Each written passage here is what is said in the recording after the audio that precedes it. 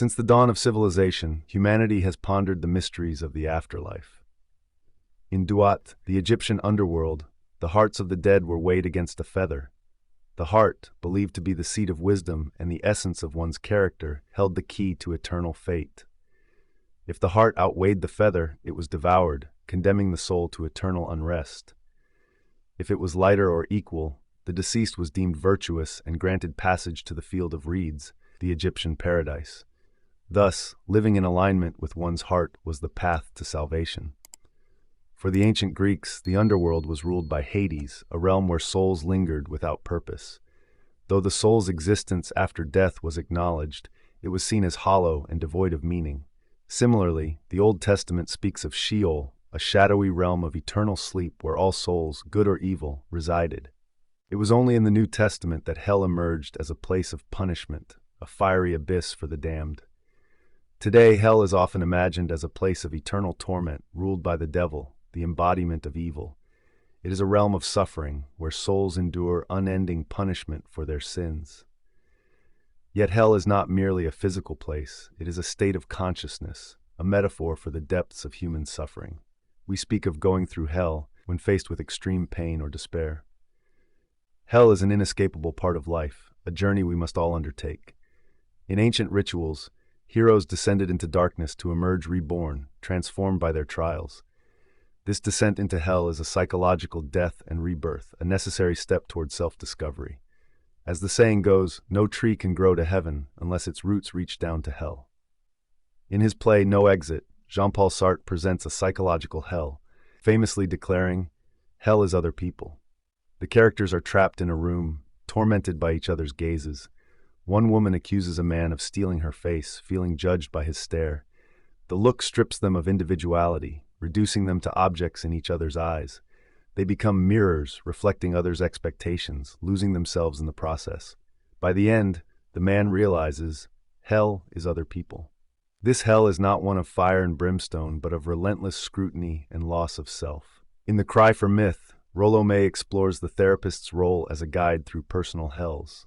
Therapy is not a cure, but a prologue to life, helping individuals confront their struggles and move forward. Each of us faces private hells, obstacles we cannot overcome alone. A guide's presence is crucial, offering support and insight. We are all in limbo, navigating the human condition. The journey through hell is unavoidable, a necessary path to self-realization. Without suffering, there can be no growth, no purity of heart. As John Milton wrote in Paradise Lost, hell is a place of darkness visible, where hope never comes. It is a realm of endless torment, yet also a source of profound wisdom. Milton's Lucifer, a complex figure, declares, "The mind is its own place, and in itself can make a heaven of hell and a hell of heaven."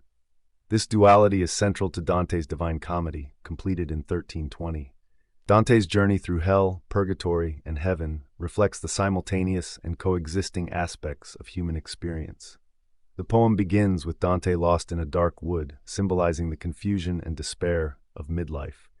His journey is not just his own, but a universal quest for self-knowledge and spiritual awakening. As Dante wrote, "Midway in the journey of our life, I awoke to find myself alone and lost in a dark wood, having wandered from the straight path." This is the journey we all must take, descending into hell to emerge transformed. This book stands as the ultimate expression of a midlife crisis, a pivotal phase of existential transformation known to the ancient Greeks as metanoia, a profound mental shift. Dante's work compels us to reflect deeply on our own lives, especially when they veer dramatically off course. This was Dante's reality when he was accused of corruption and sentenced to burn at the stake. Exiled from his beloved Florence, he spent the final 20 years of his life in perpetual banishment. It was during this period that he plunged into the depths of his inner world. From this turmoil emerged the Divine Comedy, a masterpiece that explores the interplay between the human and the divine. This is what the Christian existentialist philosopher Paul Tillich termed the method of correlation. Human struggles, such as anxiety, meaninglessness, and estrangement, are met with religious answers. Theology, existentialism, philosophy, and psychology intertwine, allowing us to delve into the depths of reality. Dante the pilgrim finds himself in a dark, foreboding forest, having lost the straightforward path of life. He admits, "I don't know how I got here." This sentiment resonates deeply. Often, we find ourselves in situations we don't fully understand. We set out with clear goals, but through small, seemingly insignificant choices, we end up far from where we intended. As Soren Kierkegaard observed, life can only be understood backwards, but it must be lived forwards. Dante, too, grapples with this truth. He is not the person he set out to be, and he cannot comprehend why. Lost and disoriented, he seeks higher ground, a way to orient himself. He glimpses the sun shining over a distant hill, but his path is blocked by three beasts, leaving him trapped. There are no shortcuts to self-realization. In his despair, a figure emerges, the ancient Roman poet Virgil. He becomes Dante's spiritual guide, leading him through the circles of hell, each one corresponding to the nature of the sins committed by its inhabitants. Dante arrives at the gate of hell, above which is inscribed, "Abandon all hope, ye who enter here." Terrified and feeling unworthy, Dante hesitates. Virgil reassures him, revealing that Beatrice, Dante's great love, awaits him in paradise. Dante had fallen in love with Beatrice at the age of 9, though marriage was impossible.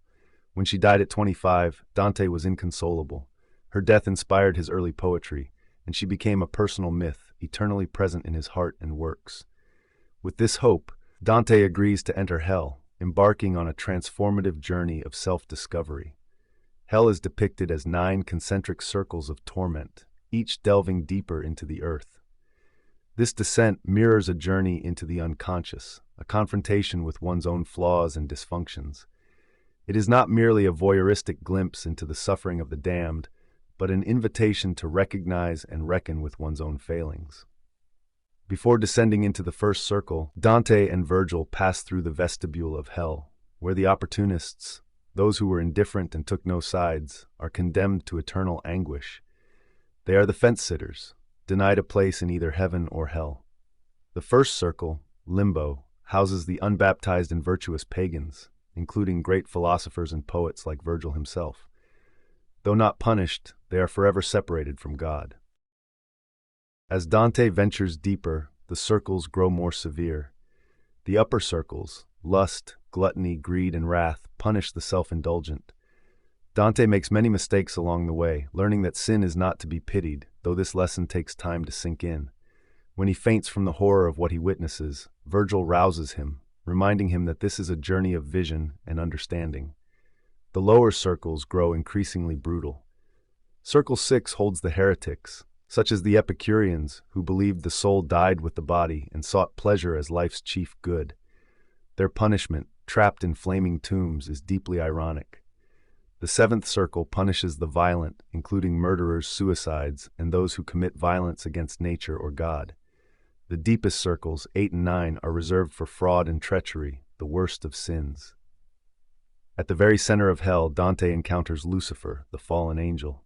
Frozen in a lake of ice, his 3 heads eternally chew on history's greatest traitors: Judas, who betrayed Christ, and Marcus and Gaius, who conspired against Julius Caesar.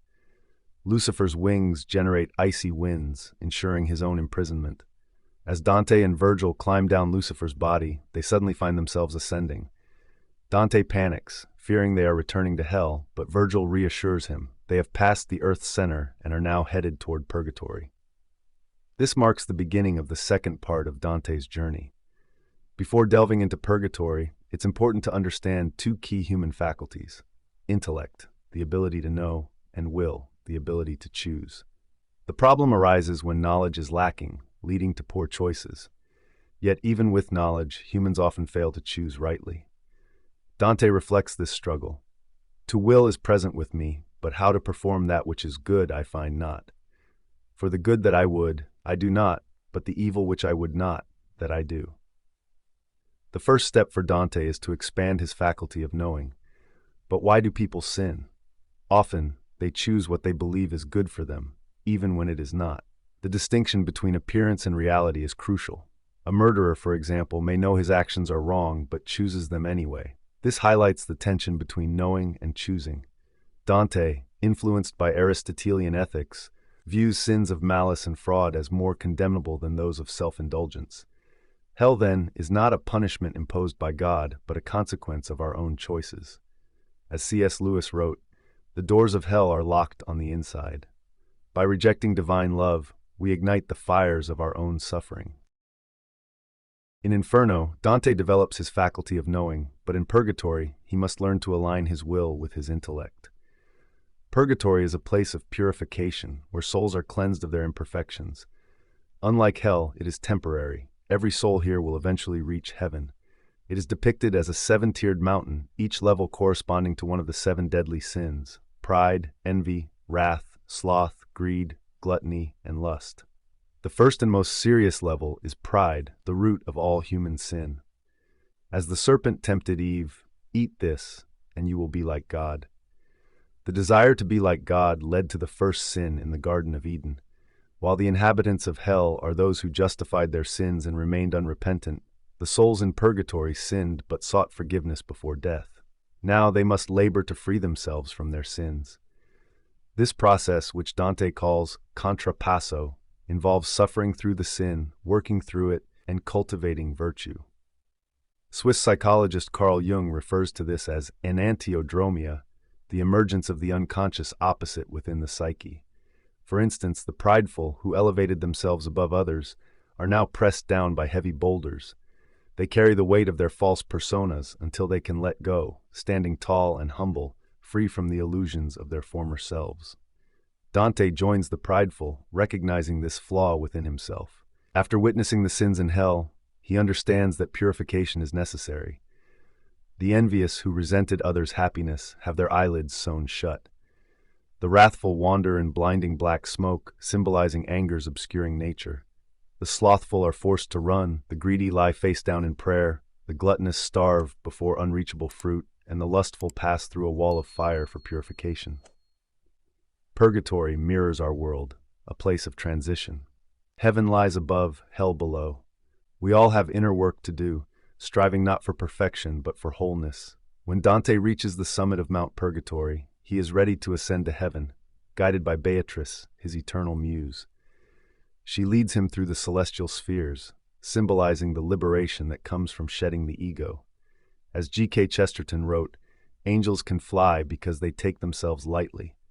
Dante arrives at the Empyrean, the highest point in heaven, where he is granted the rare privilege of experiencing God's presence while still alive. He admits that words fail to describe this divine encounter, highlighting the limits of human intellect and language. God, being the universe itself, knows only himself, and everything reflects his essence. Dante realizes that to see himself in God is to achieve perfect vision. In this moment of unity, he is flooded with an overwhelming light, becoming one with the universe. As Dante writes, this is the result of perfect vision. To enter heaven is to become more fully human. To enter hell is to be exiled from humanity. Throughout the Divine Comedy, the interplay between hope and horror, positive and negative, reflects the journey of individuation described by Carl Jung. Individuation involves reconciling the dualities within the psyche, conscious and unconscious, inner and outer worlds. Symbols, the language of the unconscious, play a crucial role in this process, helping to create a personal myth. Dante's journey begins with the recognition of this inner split and the need to become whole. As the saying goes, enter through the narrow gate, for wide is the gate and broad is the road that leads to destruction, and many enter through it. But small is the gate and narrow the road that leads to life, and only a few find it. William Blake, in The Marriage of Heaven and Hell, reimagines hell not as a place of punishment, but as a source of energy. He writes, "Without contraries there is no progression. Attraction and repulsion, reason and energy, love and hate are necessary to human experience. From these contraries spring what the religious call good and evil. Good is the passive that obeys reason. Evil is the active springing from energy. Good is heaven. Evil is hell." Blake challenges conventional Christian morality, reversing its values. For him, hell represents the body, desire, energy, and freedom, while heaven symbolizes the soul, reason, restraint, and prohibition. Blake rejects the dualism of body and soul, arguing that both heaven and hell are essential to life. He anticipates Freud's psychoanalysis, equating hell with the unconscious and heaven with the superego. Blake envisions himself walking through hell, delighting in the energy of the devils, original thinkers and revolutionists, while the angels, bound by convention, see only torment. For Blake, energy is eternal delight, and hell's fire symbolizes the unconscious's creative and redemptive power. His infernal method of revealing hidden truths through proverbs challenges orthodox wisdom. Some of these proverbs include, "The road to excess leads to the palace of wisdom. He who desires but acts not breeds pestilence. If the fool would persist in his folly, he would become wise. You never know what is enough unless you know what is more than enough. Excess of sorrow laughs, excess of joy weeps." Blake's work critiques rigid religious dogma, emphasizing imagination and emotional freedom. He believed that the poetic genius, the divine spark of imagination, was the true religion. As he wrote, "If the doors of perception were cleansed, everything would appear to man as it is, infinite. For man has closed himself up, till he sees all things through narrow chinks of his cavern." Mythologizing, like dreaming or visioning, transports us to the borderlands of existence, where the vastness of the unknown lies. Those who venture there return with gifts of insight. What seems like an exile into the unknown is, in truth, a journey home to the soul's depths. As Jung's guide Philemon, a wise old magician, once said, "There is only one way, and that is your way. There is only one salvation, and that is your salvation. Why are you looking around for help? Do you believe that help will come from outside? What is to come will be created in you and from you. Hence, look into yourself. Do not compare, do not measure. No other way is like yours. All other ways deceive and tempt you. You must fulfill the way that is in you." Just as Dante had Virgil as his guide, Jung found his guide in Philemon, a wise old magician embodying superior insight, whose words were full of the sounds of life. Nietzsche, on the other hand, was guided by Zarathustra, the prophet who, after 10 years of solitude in the mountains, grows weary of his wisdom. Speaking to the sun, Zarathustra declares, "I must descend into the depths, as you do in the evening when you go behind the sea and still bring light to the underworld, you overrich star. Like you, I must go under, go down, as is said by man, to whom I want to descend. What is great in man is that he is a bridge and not an end. What is lovable in man is that he is an overgoing and a downgoing."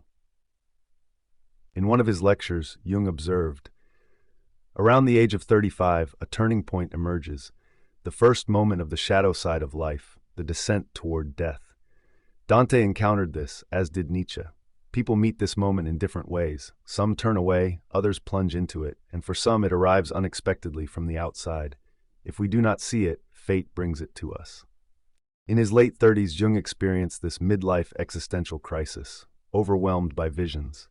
In a hypnagogic state, he descended into unknown depths, a period he later called his confrontation with the unconscious, lasting from 1913 to 1916. Fearing psychosis, Jung kept a loaded revolver nearby, prepared for the worst. In the Red Book, he describes his descent into hell, not as a place of eternal punishment, but as a living condition of profound confusion and transformation. He writes, "What do you think hell is? Hell is when the depths confront you with all that you no longer are or are not yet capable of. Hell is when you can no longer achieve what you could achieve. Hell is when you think, feel, and do everything you know you do not want. Hell is when you realize that your having to is also a wanting to, and that you are responsible for it.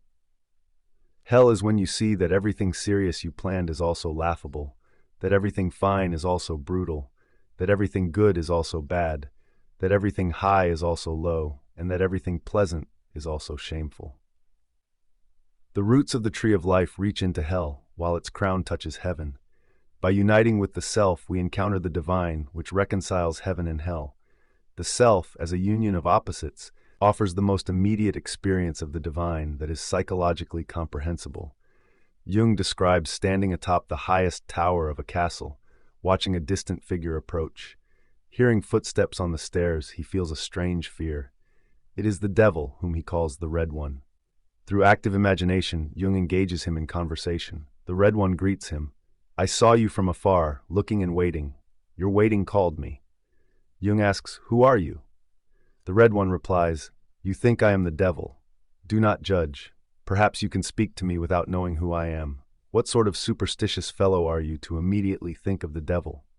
Jung responds, If you have no supernatural ability, how could you sense me standing here, awaiting the unknown? My life in this castle is lonely. No one climbs up to me. The Red One asks, "What are you waiting for?" Jung answers, "I await the world's unseen wealth to come to me." The Red One smiles, "Then I have come to the right place. I seek those like you, who sit on high towers, watching for the unseen." Jung, intrigued, remarks, "You seem extraordinary, almost pagan in your exuberance." As their conversation continues, the Red One mocks Jung's seriousness, advising him to dance through life. Jung admits he knows how to dance, surprising the devil, who considers dancing his domain. They find common ground, as the devil insists that dancing is neither lust nor madness, but an expression of joy. Jung agrees, echoing Nietzsche, "You higher men, the worst thing about you is none of you has learned to dance as a man ought to dance beyond yourselves." Jung concludes his dialogue with the Red One, "Perhaps there is a joy before God that one can call dancing, but I have not found it. I look for things yet to come. Things came, but joy was not among them." The Red One replies, "Don't you recognize me, brother? I am joy." Jung, bewildered, asks, "Are you joy? Your image fades. Let me take your hand. Who are you? Joy?" The Red One vanishes, leaving Jung to ponder their encounter. Jung treated the devil as a real person, learning to take seriously every unknown figure inhabiting his inner world. The devil was his joy, the joy of a serious man. Jung writes, "If you ever speak with the devil, confront him seriously. He is your devil, after all. He tempts you and places obstacles where you least expect them. Taking him seriously does not mean joining him, it means understanding him. By accepting your other standpoint, you weaken the devil's hold, and your own, and that may be for the best." Jung realized that joy, like the devil, cannot be captured. The devil's role is to saw off the branch you sit on, keeping you awake and alert. The devil is an evil element. But joy? If you chase it, you find it mingled with pleasure, which leads straight to hell, your own personal hell, unique to each individual. Unlike Faust, who sold his soul for power and knowledge, Jung avoided this pitfall by reaching a mutual understanding with the devil. He gained some joy, while the devil accepted some of his seriousness. Joy, Jung learned, cannot be pursued. It must arise naturally. What began as a period of existential crisis became the most creative and transformative phase of Jung's life, providing the stuff and material for more than one life. For Jung, purifying one's vision in hell involves acknowledging and integrating the shadow, the darker aspects of the self. However, confronting absolute evil is a rare and shattering experience. As Nietzsche warned, whoever fights with monsters should see to it that he does not become one himself, and when you stare into an abyss, the abyss stares back into you. The descent into hell is a cathartic journey towards self-knowledge, transformation, and transcendence. It is easy to enter, but difficult to exit, mirroring the alchemist's Negredo phase, a dangerous yet healing descent into the inner underworld. Only in the region of danger can one find the treasure hard to attain. True self-transformation requires reconciling heaven and hell within oneself. As Jung reminds us, he who journeys to hell also becomes hell. Therefore, do not forget where you come from. The depths are stronger than us, so do not play the hero. Be clever, for nothing is more dangerous than heroics.